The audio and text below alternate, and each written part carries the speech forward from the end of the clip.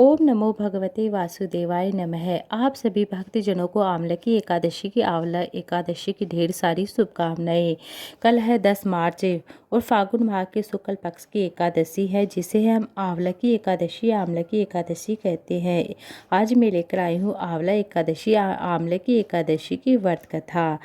माँ धाता बोलते हैं कि हे वशिष्ठ जी, यदि आप मुझ पर कृपा करते हैं तो किसी ऐसे व्रत की कथा बताइए जिससे मेरा कल्याण हो। तब महर्षि वशिष्ठ बोलते हैं कि हे महाराज, हे राजन, सब व्रतों से उत्तम और अंत में मोक्ष देने वाला आमलकी एकादशी व्रत के बारे में मैं तुम्हें कहता हूँ, सुनाता हूँ। यह एकादशी फागुन माह के शुक्ल पक्ष में आती हैं।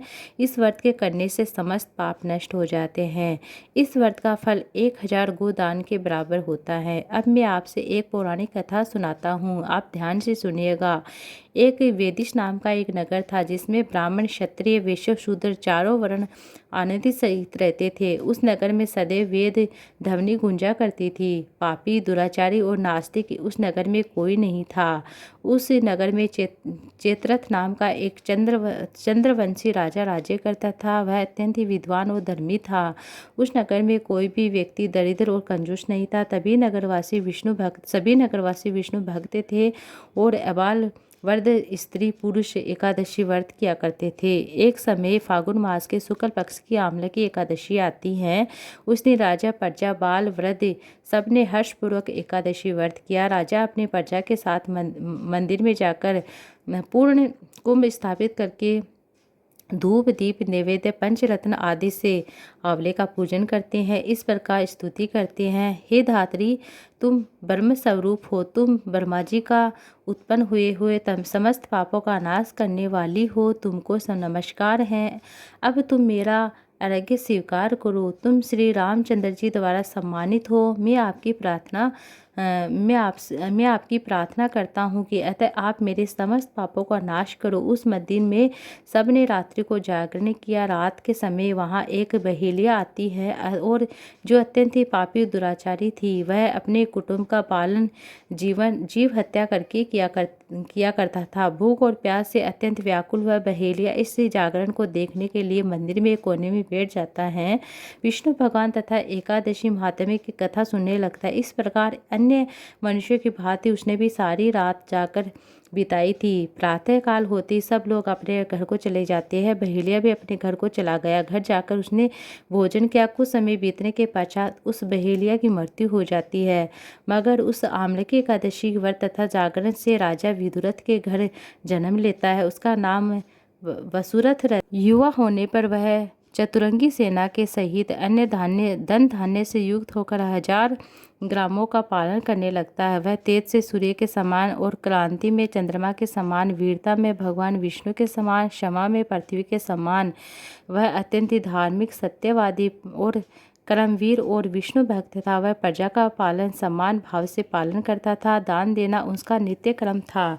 एक दिन राजा शिकार खेलने के लिए चले जाते हैं। दैत्य योग से वह मार्ग भूल जाता है और दिशा ज्ञान न रहने के कारण उसी वन में एक वृक्ष के नीचे सो जाता है। थोड़ी देर बाद वह उठता है, देखता है कि राजा को अकेला देखकर मारो मारो शब्द करते हुए राजा की दौड़ता है और मलेच्छा कहने लगता है कि इसी दुष्ट राजा ने हमारे माता पिता, पुत्र पौत्र आदि अनेक संबंधी को मारा तथा देश से निकाल दिया, अतः इसको अवश्य मारना चाहिए। ऐसा कहकर वह मलेच्छ उस राजा को मारने दौड़ता है। अनेक प्रकार के अस्त्र शस्त्र लेकर ऊपर उस पर फेंकता है। वे सब अस्त्र शस्त्र राजा के शरीर पर गिरते ही नष्ट हो जाते हैं। उनका वार पुष्प के समान प्रतीत होता है। वह उन मलेच्छों के अस्त्र शस्त्र उल्टा उनकी तरफ प्रहार करते हैं, जिससे वे मूर्छित होकर गिरने लगते हैं। उसी समय राजा के शरीर से एक दिव्य स्त्री उत्पन्न होती है। वही दिव्य स्त्री अत्यंत ही सुंदर होते हुए भी उसकी भ्रुकुटी टेढ़ी थी। उसकी आंखों में लाल लाल अग्नि निकल रही थी, जिससे वह दूसरे काल के समान प्रतीत हो रही थी। वह स्त्री मलेच्छा को मारने दौड़ी और थोड़ी ही देर में उसने सब मलेच्छों को काल के गाल में पहुंचा दिया। जब राजा सोकर उठे तो उसने मलेच्छा को मारा हुआ देखकर कहा कि इन शत्रु को किसने मारा है, इस वन में मेरा कौन हितैषी रहता है। वह ऐसा विचार कर आकाशवाणी होती है कि हे राजन, इस संसार में विष्णु भगवान के अतिरिक्त कौन तेरी सहायता कर सकता है। इस आकाशवाणी को सुनकर राजा अपने राज्य में आ जाता है और सुखपूर्वक राज्य करने लगता है। महर्षि वशिष्ठ बोलते कि हे राजन, यह आम्ल की एकादशी के व्रत का प्रभाव था। जो मनुष्य इस आम्ल की एकादशी को व्रत करता है, सुनता है, कथा सुनाता है, प्रत्येक कार्य में सफलता मिलती है, अंत में विष्णु धाम को जाता है। अब मैं आपको बता दूं कि जो एकादशी तिथि प्रारंभ हो रही है वह 9 मार्च से 2025 को सुबह 7:45 से शुरू हो गई है और इसका समापन 10 मार्च को सुबह 7:44 पर होगा। उदय तिथि के अनुसार यह जो आम्लकी एकादशी है वह 10 मार्च सोमवार के दिन रखी जाएगी। अब मैं आपको कुछ शुभ योग बन रहे हैं। इस दिन तीन शुभ योग बन रहे हैं। पहला स्वार्थ सिद्ध योग बन रहा है जो कि सुबह 6:36 से लेकर देर रात 12:51 तक रहेगा। फिर शोभन योग बन रहा है, यह प्रातः प्रारंभ होकर दोपहर 1:57 तक रहेगा। और फिर पुष्य नक्षत्र बन रहा जो पूरे दिन प्रभावी रहेगा, देर रात 12:51 तक रहेगा। अब मैं आपको पूजा के शुभ मुहूर्त के बारे में बता देती हूँ। ब्रह्म मुहूर्त कितने समय का, अभिजीत मुहूर्त कितने समय का, स्वार्थ सिद्ध योग कितने समय तक रहेगा।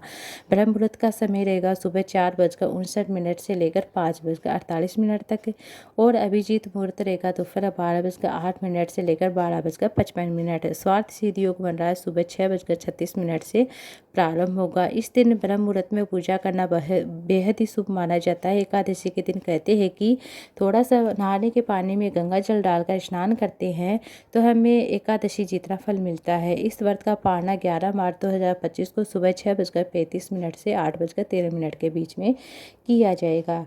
द्वादशी तिथि समाप्त हो रही है उसी दिन अर्थात 11 मार्च को समाप्त हो रही है सुबह 8:13 पर।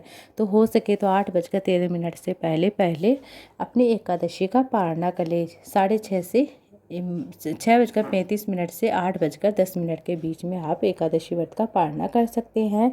अब पूजा विधि के बारे में मैं बता दूं। प्रातः स्नान करें, पीले वस्त्र धारण करें, हो सके तो आप भगवान श्री हरि विष्णु माता लक्ष्मी की मूर्ति स्थापित करें, घी का दीप लगाए, अभिषेक करें, पीले पुष्प चढ़ाए, पीले फल चढ़ाए और तुलसी दल चढ़ाए, पंचामृत का भोग लगाए, पंचामृत स्नान करें, आंवले की एकादशी की कथा सुने, विष्णु भगवान के मंत्रों का जाप करें, आंवले की पूजा करें, आंवले की परिक्रमा करें, आरती करें, पंचामृत बांटे, चावल का सेवन इस दिन ना करें। अगले दिन प्रातः स्नान आदि करने के बाद, पूजा पाठ करने के बाद तुलसी की पूजा करने के बाद व्रत का पारण करें। हो सके तो जरूरतमंद को दान देना चाहिए। एकादशी द्वादशी दोनों दिन संध्या समय पुनः पूजा करें। इस तरह से संपूर्ण पूजा की जाती है। ये थी आज की वीडियो। उम्मीद आपको वीडियो चलेगी तो वीडियो को लाइक ज़्यादा से ज़्यादा शेयर कीजिएगा।